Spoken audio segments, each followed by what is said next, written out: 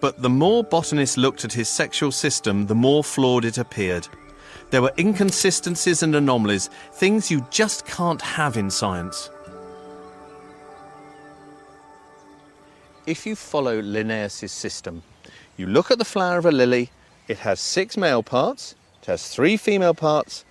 If you look at a yucca, it has 6 male parts, 3 female parts. The same is true of butcher's broom. Same is true of asparagus. And then you look at these plants and they are so totally different. In fact, the number of male and female parts can vary even among different flowers on the same plant. So, it was not a reliable way to group plants. Through his obsession with plant genitalia, and perhaps his arrogance, Linnaeus had ignored a fundamental flaw. His mistake was to focus on just one feature, the sexual organs of plants. As John Ray had warned nearly half a century earlier, any classification system has to take into account the whole plant. And as Linnaeus' system fell into disrepute, botanists began to rediscover the work of the long-forgotten John Ray.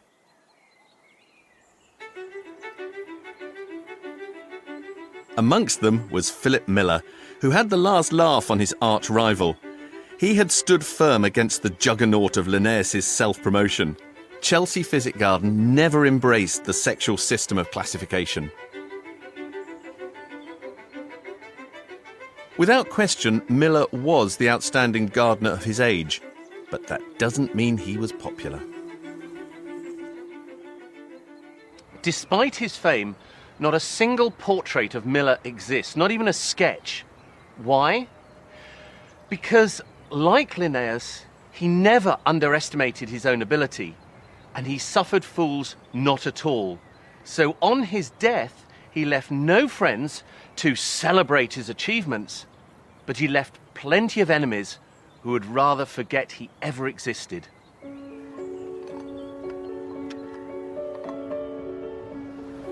The world of plants could be a brutal arena filled with colossal egos. It could also be a dangerous place if you wanted to push the boundaries. Britain was still a God-fearing society.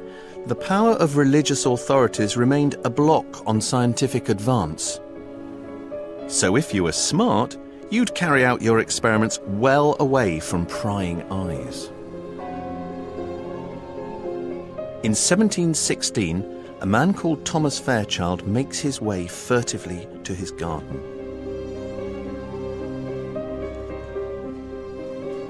He carefully closes the door of his potting shed and sets to work. He wants to try an experiment that has never been done successfully before. Thomas Fairchild was a successful nurseryman. And at his nursery in Hoxton in North London, he sold not only British native species, but exotic plants that people had sent him.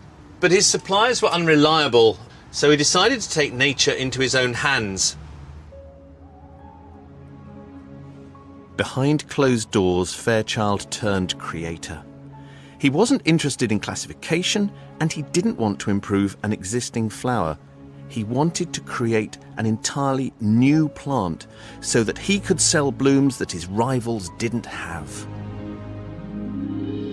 Fairchild was about to create an artificial hybrid flower, a plant that couldn't be found in nature,